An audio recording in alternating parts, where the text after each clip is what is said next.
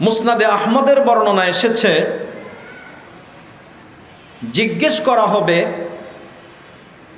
মা ইলমুকুম, তোমাদের এই ইলম আর জ্ঞান কোত্থেকে আসলো? তোমরা তো অনেক পরে পৃথিবীতে এসেছো। পয়গম্বর নূহ আলাইহিস সালাম আর তার উম্মত তো এর অনেক আগেই পৃথিবী থেকে গুজরে গেছে। তাহলে তোমরা কি করে তাদের ব্যাপারে জানলে আর তাদের ব্যাপারে সাক্ষী হলে?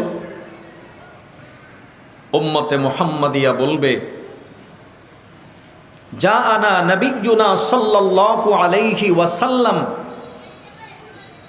আমাদের কাছে আমাদের নবী এসেছেন।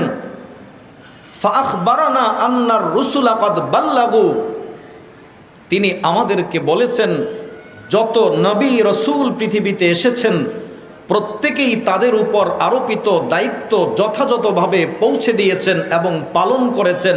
আমরা আমাদের নবীর সেই কথার ভিত্তিতেই নূহ আলাইহিস সালামের পক্ষে সাক্ষ্য প্রদান করেছি। তাহলে কিয়ামতে এই উম্মতকে নবীর দাওয়াতের ব্যাপারে সাক্ষী সাব্যস্ত করা হচ্ছে।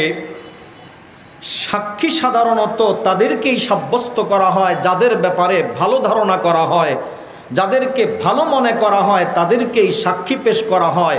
আল্লাহ পাক এই উম্মতকে কিয়ামতে সাক্ষী সাব্যস্ত করে এই উম্মতকে ভালো হিসাবে, শ্রেষ্ঠ হিসাবে আখ্যায়িত করলেন যে তোমরা ভালো, এই কারণেই তোমাদেরকে কিয়ামতে সাক্ষী বানানো হবে।